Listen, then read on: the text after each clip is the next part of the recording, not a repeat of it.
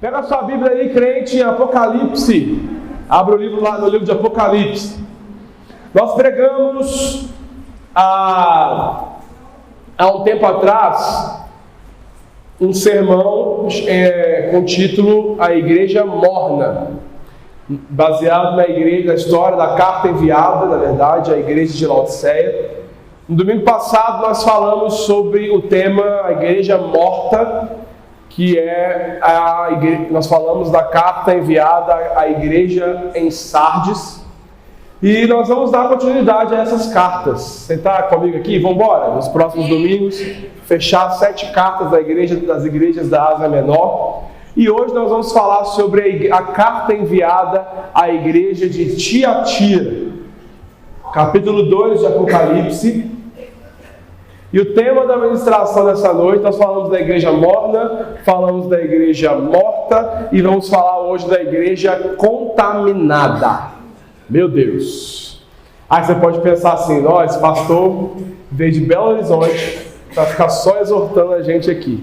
Não é essa a intenção, mas o texto bíblico, não tem outra maneira. A gente está aqui para poder aprender e crescer, amém, irmão? Amém?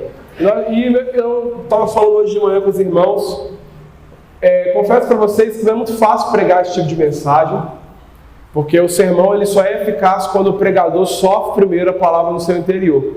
Então eu fui ministrado primeiro, eu sou confrontado primeiro, e eu apanhei primeiro que vocês aqui, ao preparar essa mensagem, esse esboço. Mas confesso também para vocês que esse tipo de mensagem, também a mensagem de domingo passado, esse tipo de ministração saiu um pouco de moda. Não é algo que ganha curtidas nas redes sociais, não é algo que tem não chama tanto a atenção das pessoas esse tipo de ministração.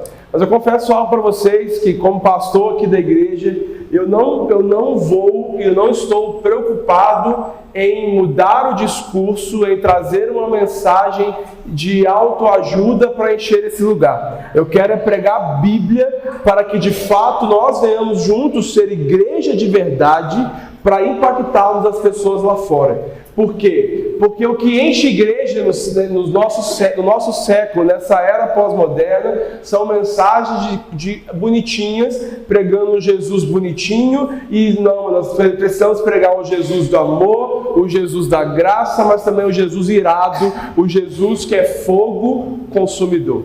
Então eu não posso pegar partes do texto e pregar. Então, meu irmão, essa palavra falou muito ao meu coração, bateu muito, mas é isso que o Senhor deseja falar conosco nessa noite. É baseado nesse texto, porque nós precisamos analisar que tipo de igreja nós estamos sendo. Não adianta nós mantermos essas portas abertas se nós não vivemos o verdadeiro evangelho, se nós não vivermos aquilo que realmente a palavra de Deus nos manda viver. Porque não adianta ser mais uma igreja aberta em uma cidade. Tem que ser uma igreja relevante, que prega a verdade, que se compromete com a verdade, uma igreja onde se reúne pecadores, os marginalizados, as pessoas que realmente precisam de Cristo e que são transformados de glória em glória, em imagem de Jesus através dessa palavra. Amém, meu irmão? É através da palavra que há libertação, é através da palavra que nós conseguiremos viver um cristianismo autêntico, um cristianismo de verdade. Você está aqui comigo?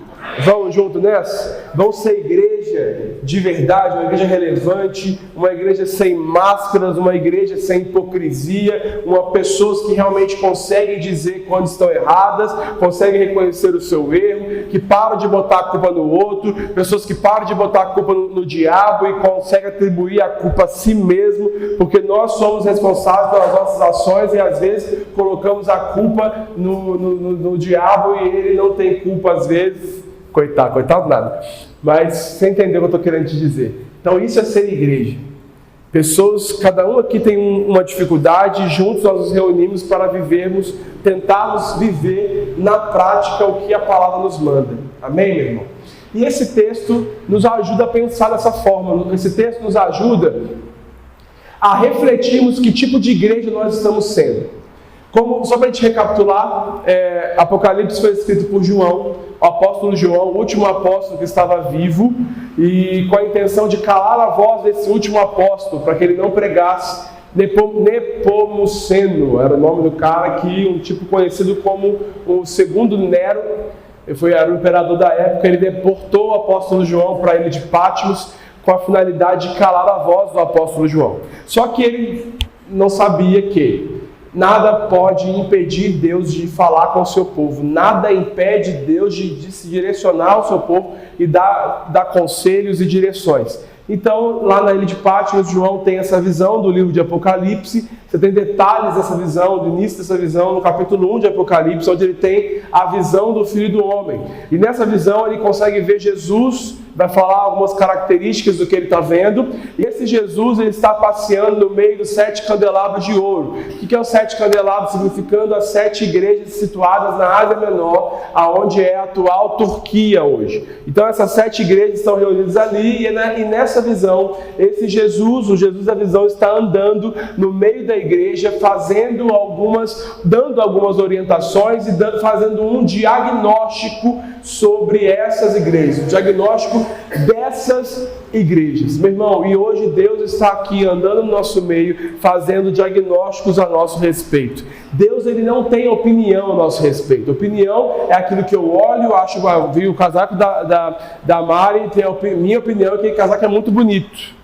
É algo que você vê por fora. Deus, ele não dá opiniões a nosso respeito. Ele tem um diagnóstico para nos dizer, porque ele consegue ver lá dentro, no íntimo do nosso coração, qual que é a real situação da nossa vida. Então ele vai andando no meio das igrejas, dando algumas orientações, fazendo alguns elogios e fazendo também algumas críticas, algumas censuras a essas igrejas. E a igreja contaminada, vamos chamar de igreja contaminada, foi uma carta enviada à igreja em Tiatira. Capítulo 2 de Apocalipse, no versículo 18.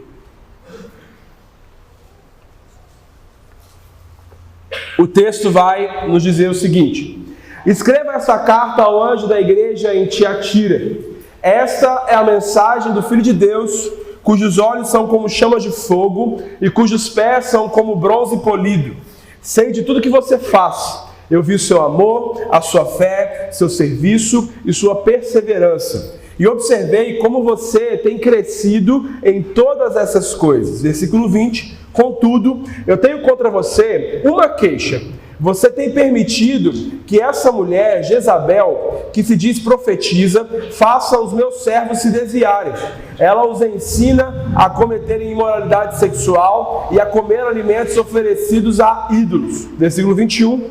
Dei a ela tempo para que se arrependesse, mas não quer se arrepender de sua imoralidade. Versículo 22. Portanto, eu a lançarei doente numa cama, e aqueles que cometerem adultério com ela sofrerão terrivelmente, a menos que se arrependam e abandonem a prática de tais atos. Matarei os seus filhos, e então todas as igrejas saberão que eu sou aquele que sonda mente e coração. Darei a cada um de vocês aquilo que os seus atos merecem. Tenho também uma mensagem para o restante de vocês em Tiatira, que não seguiram esse falso ensino, entre parênteses, as verdades mais profundas, como eles dizem, e que na realidade vêm de Satanás. Não lhes pedirei coisa alguma, senão que se apeguem firmemente ao que já têm até que eu venha. Ao vitorioso que me obedecer até o fim, eu darei autoridade sobre as nações. Ele as governará com cetro de ferro e as despedaçará como vasos de barro. Ele terá a mesma autoridade que recebi de meu Pai, e também lhe darei a estrela da manhã. Quem tem ouvidos para ouvir, ouça o que o Espírito diz às igrejas. Uau! Se você for parar para analisar as 7 cartas que foram enviadas, a carta à igreja em Tiatira é a maior carta. As demais, em sua extensão mesmo, era a maior carta. Só que essa maior carta foi enviada para uma igreja menos importante, menos influente. Nós vamos ter algumas igrejas da Ásia Menor, algumas delas tinham um centro comercial muito grande, era uma potência, era uma cidade muito boa, economicamente falando. Não que Tiatira não fosse, mas comparado com as demais cidades, que nós vemos no texto sagrado, Tiatira era a menos importante. Por quê? Porque, assim, lembra de Laodiceia? Laodiceia tinha o maior centro oftalmológico da Ásia Menor, então eles se gloriavam por isso. Em Laodiceia tinham fábricas de roupas, em outras cidades também eles tinham muitas coisas que poderiam se gloriar e que faziam dessas cidades importantes. Tiatira, como eu acabei de falar para vocês, Tiatira era uma cidade pequena e pouco importante dentro daquela região.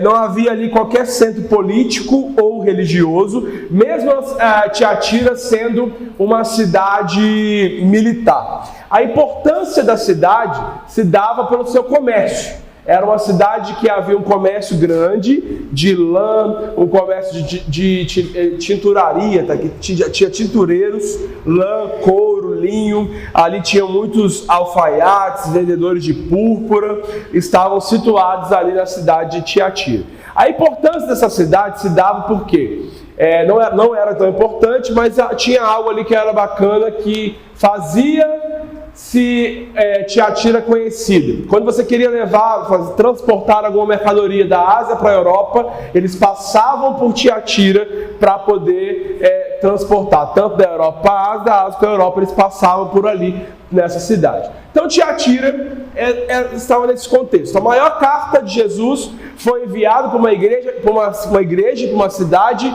menos importante comparado com as outras. Aí o que acontecia? Qual era o contexto ali? Esses comerciantes, essas pessoas que vendiam couro, vendiam lã, esses comerciantes participavam de alguns grêmios, mas trazendo para a nossa compreensão, esses grêmios é como se fossem sindicatos.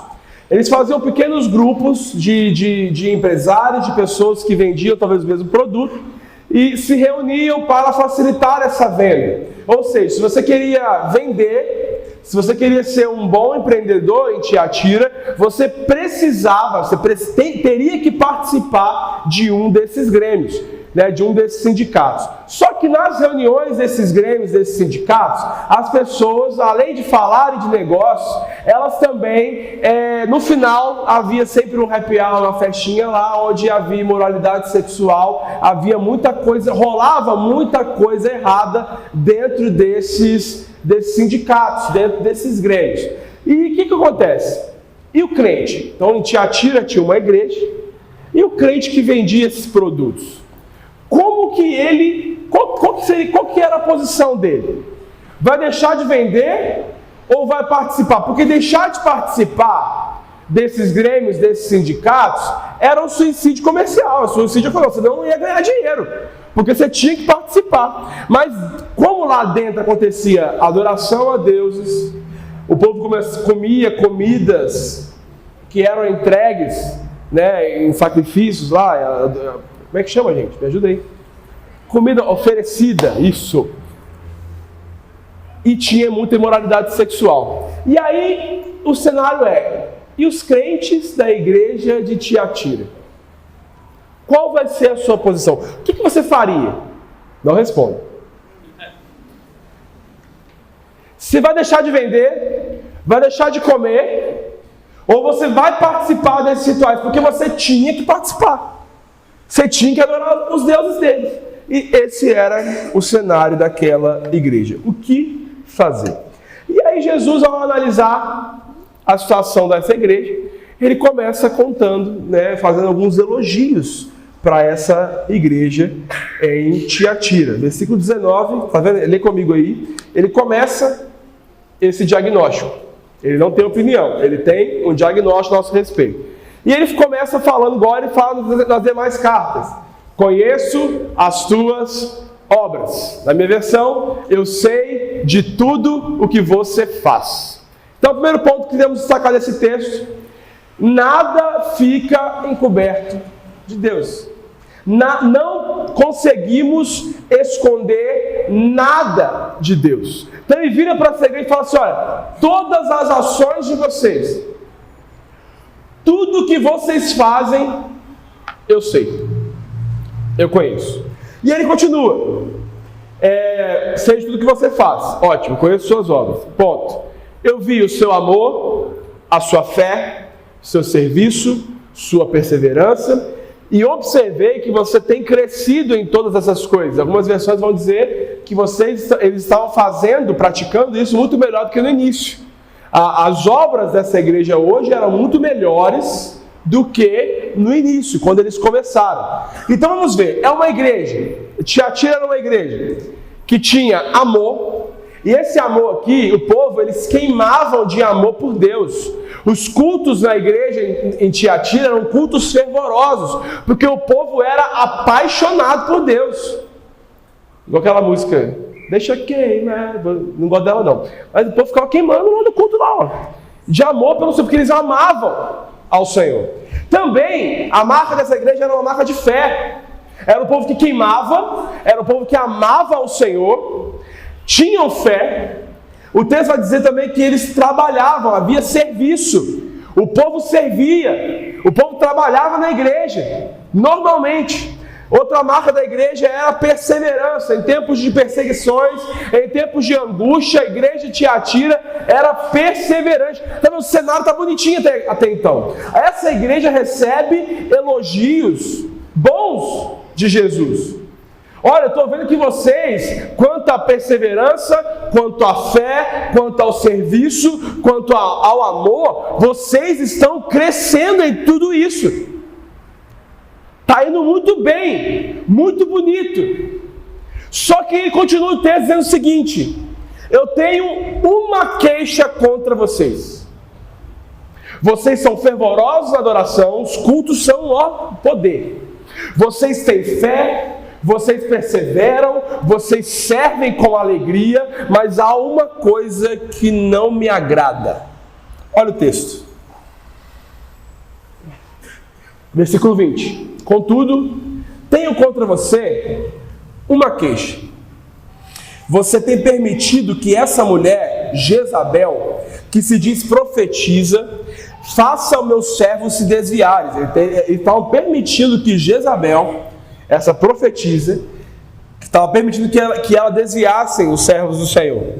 Ela os ensina a cometer imoralidade sexual e a comer alimentos oferecidos a ídolos. Versículo 21. Eu dei a ela tempo para que se arrependesse, mas ela não quer se arrepender da sua imoralidade. Olha que doido. Uma igreja que tem amor, uma igreja que tem fé, uma igreja que persevera, uma igreja que serve, mas essa igreja estava tolerando uma mulher de dentro da igreja. Não é Jezabel lá do Antigo Testamento não, porque ela não viveu até esse tempo não, viu gente? Jesus fala, o nome dessa mulher não era Jezabel. Ele fala Jezabel por conta do que ela estava fazendo, é comparado ao que a Jezabel, esposa de Acabe do Antigo Testamento, fazia. O que Jezabel fazia? Levava as pessoas à imoralidade sexual e adoração a outros deuses. E aí de dentro da igreja em Tiatira se levanta uma profetisa, uma mulher que estava levando as pessoas à imoralidade sexual, à adoração a outros deuses e a comer comidas sacrificadas, de dentro da igreja. E aí estava dizendo assim, vocês me amam, vocês perseveram, vocês têm fé, vocês servem com alegria, mas vocês estão tolerando essa profetisa, dando ouvidos e fazendo tudo que essa profetisa está mandando. Imoralidade sexual, que é adultério, pornografia, masturbação, traição, sexo antes do casamento, comer comidas consagradas a ídolos. O povo estava permitindo, o texto vai dizer, tolerando. Ele começa dizendo assim, eu conheço as suas obras, sabe por quê? Porque ele estava dizendo o seguinte, vocês estão bonitinhos aparentemente, assim, amor, alegria, perseverança, fé e tal, mas eu consigo ver as trocas, as negociações que vocês têm feito lá nos grêmios que vocês se reúnem. Sabe uma exceção que eu vou abrir só? Eu só vou praticar isso aqui agora. Só que essas exceções ele vê. Se eu não estou aguentando, é só hoje. Eu vou ter só uma recaída aqui agora, porque eu estou me explodindo aqui dentro. Eu conheço as suas obras. Que essas escapulidinhas, essas exceções que a gente vai abrindo, a gente esconde das pessoas, a gente esconde do nosso cônjuge, mas de Deus não. E ele começa dizendo essa carta, e fala assim, eu sei de tudo o que você faz. Você, no louvor, você é perseverante, você ama, você queima de amor, você serve dentro da igreja, você faz de tudo muito bonitinho. Mas você está tolerando essa profetisa que se levantou. E essa mulher se levantou no meio do povo e começou a falar em nome de Deus. Uma mulher de dentro começou a falar em nome de Deus e começou a levar as pessoas a essa imoralidade. Qual que era o discurso dessa mulher? Ela falava o seguinte: para que vocês rebatam o pecado, recusem o pecado, vocês precisam conhecer esse pecado. Olha no versículo 24, o texto vai nos dizer assim, ele dá uma mensagem para aqueles restantes que tinham rejeitado, né, o falso ensino. E aí o texto vai dizer assim, versículo 24, tenho também uma mensagem para o restante de vocês em Tiatira, que não seguiram esse falso ensino. Aí esse falso ensino, em algumas versões, está entre parênteses, algumas versões. Que falso ensino é esse? Está dizendo assim, as verdades mais profundas, como eles dizem, e que na realidade vem de Satanás. Esse trecho aqui é exatamente o que essa mulher fazia. Qual que era a ideia dela? Você não pode recusar o pecado, você não pode falar contra o pecado se você não experimentar. Aí, ela estava falando assim, pratica. Você vai ver se é bom ou se é ruim. Você praticou, você larga. Não gostou, é ruim, você larga. Esse trecho aqui, esse falso ensino profundo, é o que essa mulher estava ensinando, se levantando no meio da igreja. E meu irmão, dentro das igrejas se levantam sim falsos profetas. Mas por que nós somos levados por esses falsos ensinamentos? Porque nós não lemos Bíblia. Aí eu fico pensando, por que uma igreja que recebeu elogios lindos de Jesus no início, ela passa agora a receber críticas duras acerca desse Deus? Primeiro motivo aí, por que uma igreja que recebeu elogios bonitos de Deus acabou recebendo essa repreensão severa? Primeiro, porque essa igreja perdeu o temor. Meu irmão, se nós perdermos o temor, nós perdemos tudo. Antigamente, eu sou tão velho assim, mas cara, a gente tinha medo de pecar, cara. Quem é dessa época aqui? Cara, eu tinha medo de pecar. É óbvio que a gente não pode ir para o extremo. Não, porque às vezes as pessoas não conseguem ver Deus como pai porque foram ensinados que Deus é aquele Deus que castiga, que bate, e não conseguem vê-lo como pai. Mas, meu irmão, Ele é um Deus de amor, acabamos de falar, Ele é um Deus que nos ama, que cuida da gente, mas Ele é um Deus que exorta, que briga. E nós, a geração pós-moderna, a igreja pós-moderna, perdeu o temor. Olha o texto aqui, volta comigo no versículo 18 desse mesmo texto. Na apresentação da carta, escreva a carta ao anjo da igreja de Tiatira. Esta é a mensagem do Filho de Deus, cujos olhos são como chamas de fogo e cujos pés são como bronze polido. Quando a gente fala, os seus olhos são como chamas de fogo, seus pés são como latão reluzente, a gente arrepia, a gente glorifica. É lindo, é bonito, nas canções é algo maravilhoso que nos lembra o Apocalipse, mas isso também é terrível. Esse Deus que se apresenta, esse Jesus que se apresenta aqui com seus olhos como chama de fogo e os seus pés como bronze reluzente, isso é para nos trazer alegria, legal, nosso Deus é top, mas isso também é terrível, sabe por quê? Porque esse fogo que está ardendo em seus olhos entra e penetra em cada um de nós e queima cada um de nós. Ele consegue chegar em lugares que ninguém chega. Ele consegue sondar e conhecer o profundo dos nossos corações com seus olhos queimando. E o bronze que estão nos seus pés, bronze significa justiça. O texto vai dizer que há uma consequência para aqueles que toleram Jezabel. Porque esse Deus que tem o fogo ardendo em seus olhos, esse Deus que tem o bronze nos seus pés, é um Deus de justiça, e é um Deus que com esse fogo ele penetra nos nossos corações, e ele consegue ver qual que é a verdadeira motivação na nossa devoção. Está aqui comigo? Nesse contexto, esse olhos como chama de fogo nos diz isso. Ele sabe, com esses olhos, que tipo de negociação nós estamos fazendo com o Evangelho. Ele sabe as pequenas trocas que nós estamos fazendo no nosso dia a dia. Ele sabe o que nós estamos fazendo de errado. Então, primeiro ponto, eles perderam o temor desse Deus que tem fogo ardendo nos seus olhos. Nós perdemos o temor com esse Deus que tem bronze em seus pés, que é um Deus de justiça. Por que essa igreja que recebeu elogios tão bonitos recebe críticas tão severas? Primeiro, porque perderam o temor. Segundo, porque essa igreja era uma igreja imatura. Olha comigo no texto, no versículo 18. Jesus se apresenta nessa carta. Esta é a mensagem do Filho de Deus. É a primeira vez que você vai ver, e única, Jesus, o próprio Jesus se apresentando como Filho de Deus.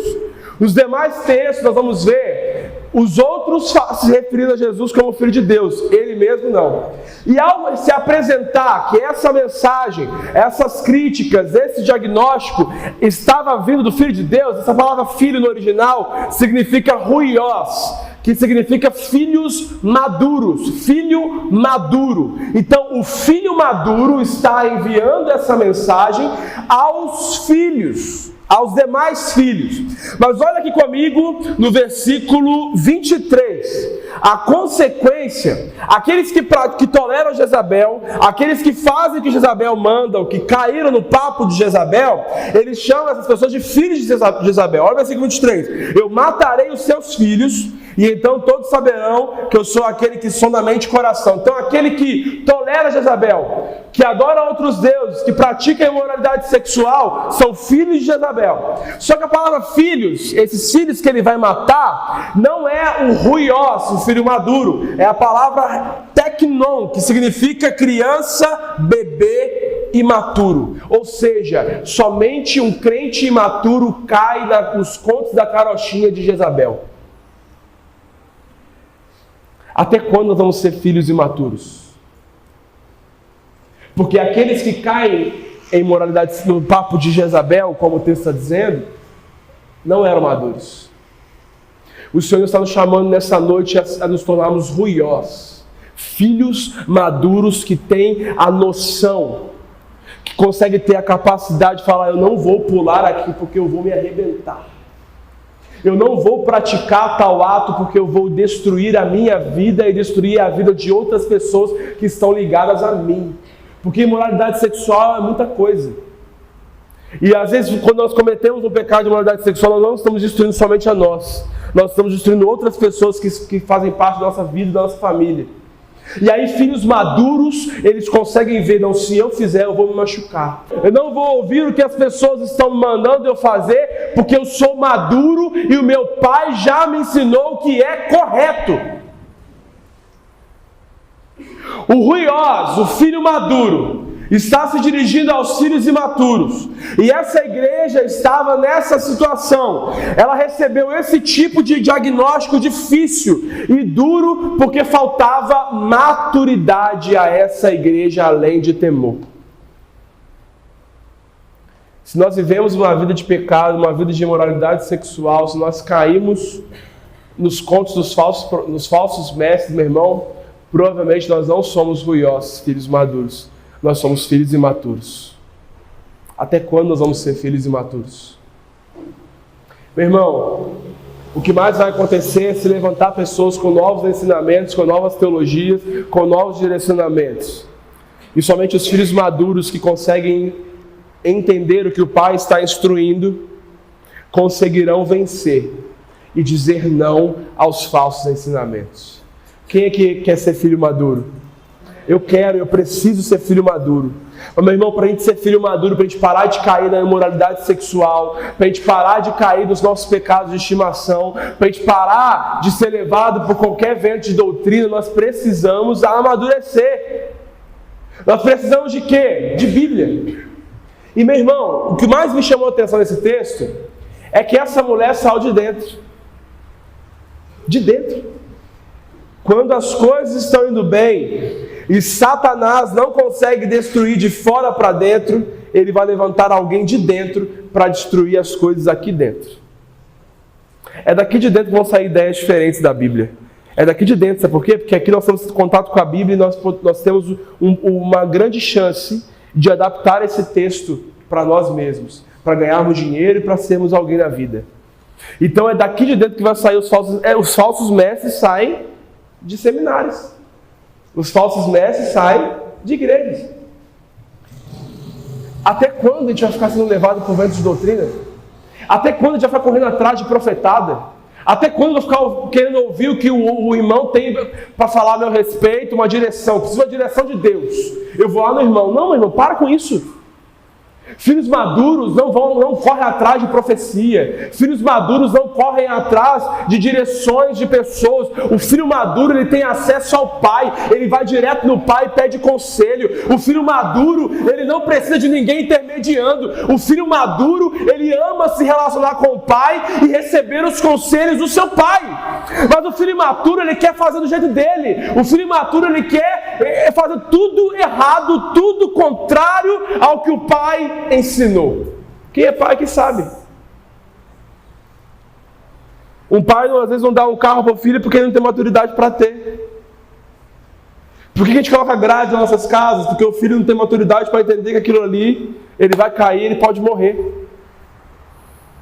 Até quando nós vamos ser filhos imaturos? E vamos ser levados por ventos de doutrinas, e vamos ser levados por contos da carochinha, vamos ser levados pelas nossas vontades. Até mesmo, meu irmão, a gente às vezes nem fica escutando a Jezabel, não. A gente escuta nós mesmos. A nossa carne, a nossa vontade. Mas o filho maduro consegue se controlar e entregar as suas emoções e a sua carne cativa ao Senhor e dizer: eu não vou praticar isso porque eu sou maduro.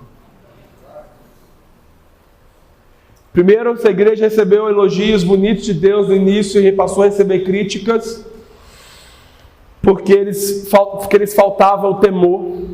Segundo, porque essa igreja não era madura, eles eram imaturos. E algo que me chama a atenção também, sabe o que é, meu irmão? O Espírito Santo já tinha sido derramado.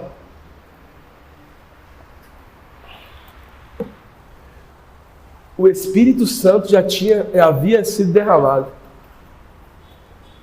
O Espírito Santo já habitava dentro de cada um deles.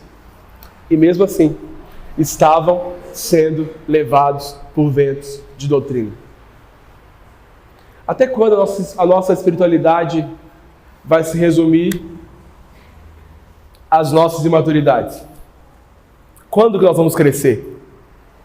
Quando que nós vamos passar a nos alimentar dos alimentos sólidos e sair do leitinho? Porque o crente imaturo, além de ser levado na conversa, além de ser influenciado, ele leva outros com ele. E leva outros crentes dentro da igreja com ele, a fazer aquilo que ele estava fazendo de errado. Você está aqui comigo, meu irmão? Não é uma mensagem para a gente sair daqui glorificando e rodopiando. Mas o Senhor está nos chamando nessa noite ao amadurecimento. Talvez você está aqui nessa noite, você tem 30 anos de crente. Eu fui para a igreja com 6 anos de idade. E essa palavra é para mim também. A igreja brasileira só vai cumprir o seu propósito aqui no Brasil. Só teremos igrejas relevantes aqui no Brasil se nós amadurecermos. E pararmos de ir atrás de líderes religiosos, e pararmos de ir atrás de profetas, pararmos de ir atrás de famosos. Porque as pessoas resumem a sua espiritualidade hoje nisso. A ouvir o cara que é top, mas não tem a capacidade de pegar a Bíblia para ler e ser confrontado pelo próprio pai. Escuta o que todo mundo diz. Cai nos conselhos de todos os pregadores, todos os ministros, todos os profetas, mas não consegue ter a capacidade de ouvir as instruções do próprio pai. Adolescente. Adolescente faz isso. Vou ler esse texto para quê? Cara, é o próprio pai que está te ensinando. É o próprio pai que está te instruindo. Meu irmão, nós precisamos amadurecer e crescer. Amém? Amém. Por último, faltava temor, o povo não era maduro e também essa igreja não era uma igreja equilibrada. A igreja de Éfeso, acho que é a primeira carta, nós vamos falar dela ainda, era uma igreja que a marca dela era doutrina. Eles lutavam contra os falsos ensinamentos dos nicolaítas. Era uma igreja ortodoxa.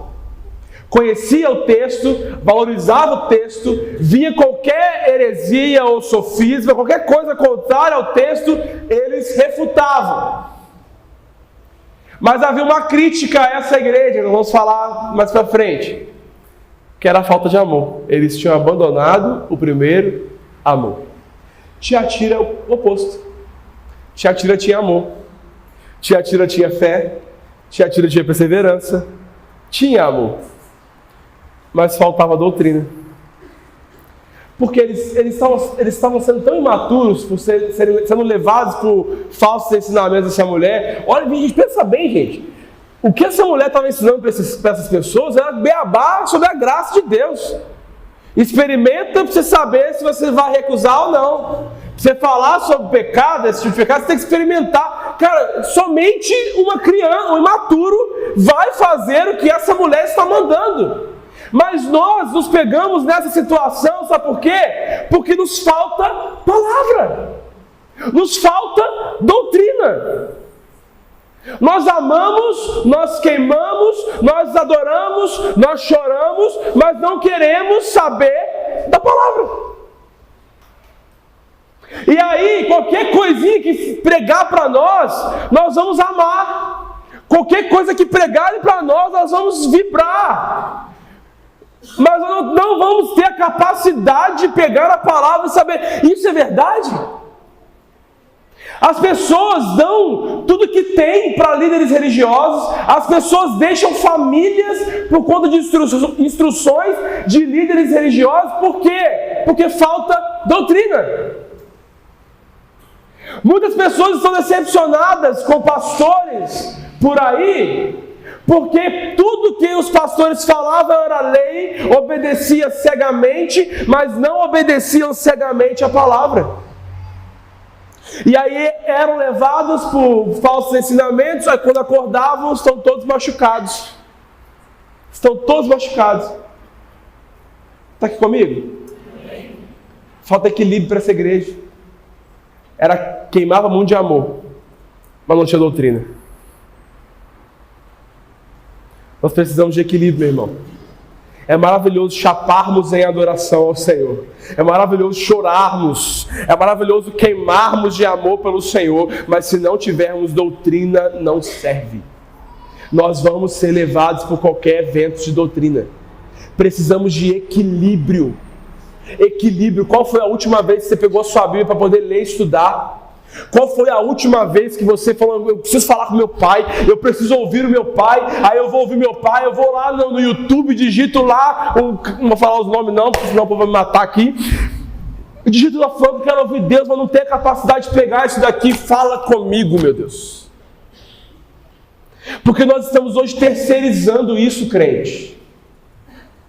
Nós estamos passando para o outro e o próprio Deus. Meu irmão, o véu foi rasgado, cara. O véu foi rasgado e nós temos livre acesso a esse Pai. Até quando nós vamos ser que nem a igreja de Tiatira? Até quando nós vamos queimar? Até quando nós vamos servir? Até quando vamos perseverar? Até quando vamos ter fé? Mas Mas enquanto estamos fazendo tudo isso, nós estamos sendo levados por doutrinas erradas. Falta doutrina, falta palavra. Falta equilíbrio para nós. O texto... Vou acabar já, tá, irmão?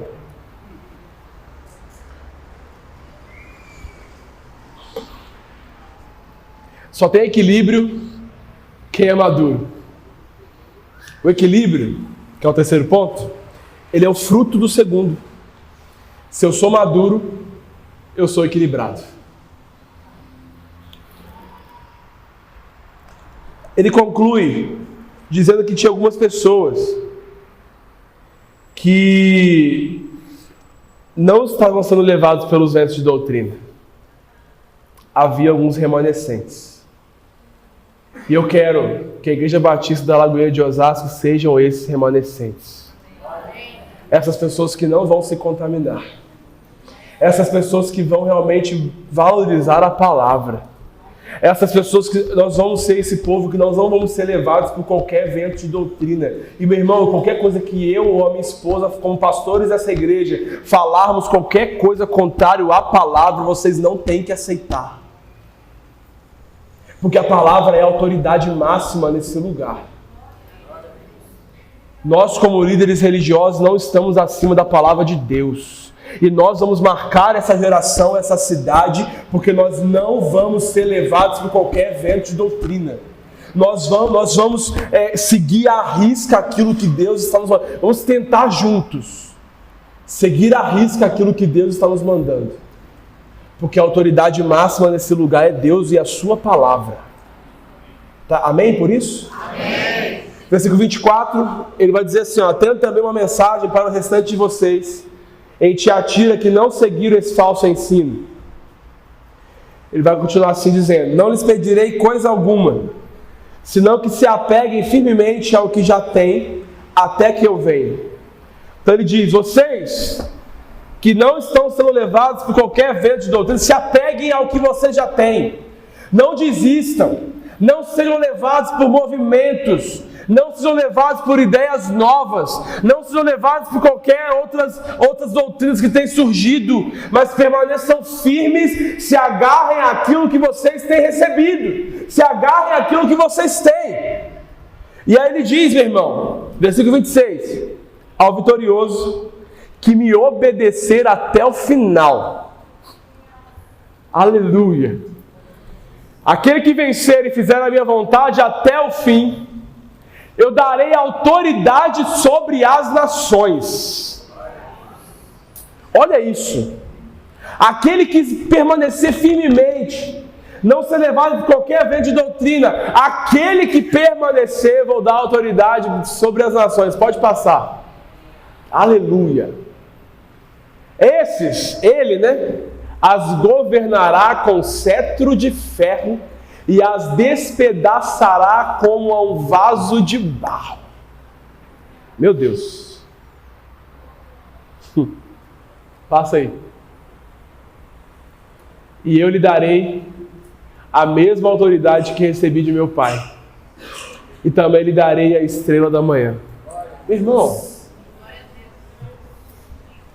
se permanecermos firmes na palavra, se formos uma igreja com temor, se a gente for uma igreja que teme ao Senhor, que ama ao Senhor, mas teme, se a gente for uma igreja madura, ruiós, filhos maduros, se nós formos uma igreja equilibrada, eu lhes darei a mesma autoridade que recebi de meu Pai. Não sou eu que estou dizendo não, meu irmão. É a palavra de Deus. Se permanecermos firmes e constantes, como filhos maduros, equilibrados, queimando de amor, mas queimando de amor pela palavra de Deus, nós receberemos a autoridade que o próprio Jesus recebeu. Aleluia! Que autoridade é essa, meu irmão? Para botar a mão na cabeça de um enfermo e ser curado. Esses milagres acontecem mais porque nós estamos sendo levados por vento de doutrina, estamos ouvindo Jezabel, e nós não estamos nos apropriando dessa autoridade que já nos foi dada. Por que os milagres acontecem tanto mais aos nossos olhos? porque nós estamos brincando de ser crente. Mas essa autoridade que ele recebeu do Pai, olha o que o texto está dizendo, crente. Eles dariam a mesma. Não é um pouco da autoridade que meu Pai me deu, não. É a mesma autoridade. Você vai orar pelas pessoas, as pessoas vão ser curadas. Você vai impactar a vida das pessoas da mesma forma que Jesus impactou. E vai dizer assim, o texto para finalizar, para acabar, também lhe darei a estrela da manhã. Meu Deus do céu. Vale a pena, meu irmão. Vale a pena permanecermos firmes. Ele finaliza o texto dizendo, da mesma maneira que ele encerra todas as cartas. E isso me emociona. Uma frase nada a ver, né? Às vezes ele fala assim, ó. Mas me emociona, sabe por quê? É o versículo 29. Quem tem ouvidos para ouvir, ouça o que o Espírito diz às igrejas. Isso me emociona porque, meu irmão, isso aqui não pode estar aqui de enfeite. Nós precisamos ouvir. Deus está falando conosco, Lagoinha e Osasco. Deus tem feito tantas coisas aqui no nosso meio. Que tipo de igreja nós estamos sendo? Que tipo de igreja nós estamos formando aqui nessa cidade? É uma igreja nova aqui em Osasco. Que tipo de igreja nós estamos sendo para essa cidade? Aparentemente eles olham, as pessoas passam, olham a perseverança, a fé, ao louvor top, a chapação total. Mas será que aqui dentro há pessoas que estão dando ouvidos a Jezabel estão praticando a imoralidade sexual? Será? Quem tem ouvidos para ouvir, ouça o que o Espírito está dizendo a essa igreja. O Senhor nos chama nessa noite a uma vida de consagração. Ele te chama nessa noite a se consagrar. Nós precisamos nos consagrar. Viver uma vida de santidade, de renúncia e uma vida de devoção verdadeira. Que devoção verdadeira é essa? É uma espiritualidade saudável, onde amamos a palavra e onde amamos a adoração também. Fica de pé no seu lugar. O Senhor nos chama nessa noite a vivermos uma vida de devoção. Ele te chama nessa noite a nos consagrarmos. Precisamos nos consagrar como igreja. Eu quero convidar você a apresentar o seu coração para Ele. Ele te diz, eu conheço as suas obras, mas eu quero ouvir de você. Eu sei das pequenas negociações que talvez você tenha feito, mas Ele está nos chamando nessa noite a um arrependimento e a uma vida de consagração. Peça a Ele nessa noite, Senhor, eu preciso me consagrar, me ajude a me consagrar.